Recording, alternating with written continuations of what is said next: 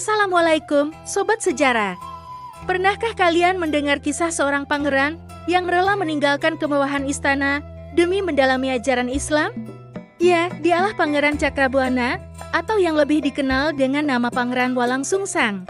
Kisah ini bermula dari kerajaan Pajajaran yang megah. Pangeran Cakrabuana, putra pertama Prabu Siliwangi dengan Nyi Subanglarang, tumbuh di lingkungan istana yang penuh kemewahan. Tapi tahukah kalian?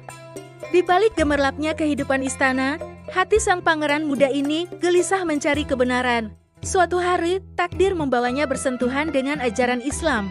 Getaran keimanan yang ia rasakan begitu kuat, hingga membuatnya mengambil keputusan besar, meninggalkan istana Pajajaran. Bayangkan, seorang putra mahkota yang memiliki segalanya, memilih jalan berbeda dari tradisi kerajaannya. Perjalanan spiritual Pangeran Cakrabuana sungguh menakjubkan. Dengan tekad yang membara, ia mengembara ke berbagai wilayah. Dari Banten hingga ke Surabaya, ia berguru di pesantren Ampel Dentak. Di sana, ilmu agama Islam yang ia serap semakin dalam dan kokoh. Namun, kisah tak berhenti di situ. Setelah menimba ilmu, Pangeran Cakrabuana kembali ke tanah kelahirannya. Dari sinilah babak baru dimulai, ia membangun sebuah perkampungan di Cirebon. Dari perkampungan kecil ini, lambat laun tumbuhlah sebuah kerajaan yang mandiri. Yang menarik, Pangeran Cakrabuana tidak sekadar mendirikan kerajaan. Ia membangun Cirebon dengan visi yang jauh ke depan.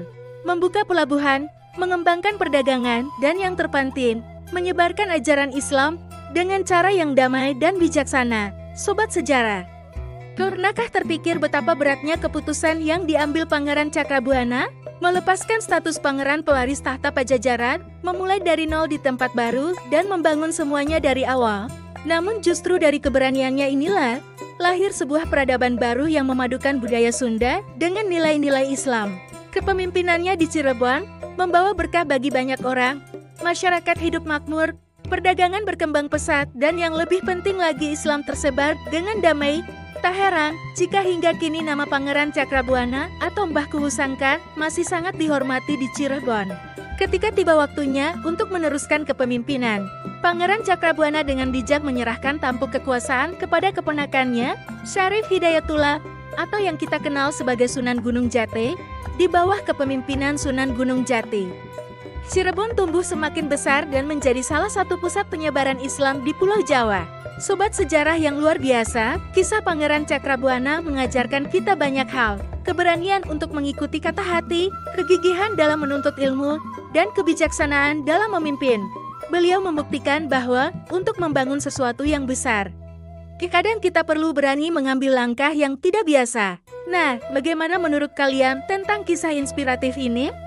Yuk, share pendapat kalian di kolom komentar. Jangan lupa juga untuk like ya, subscribe dan tekan tombol lonceng agar tidak ketinggalan konten-konten menarik lainnya.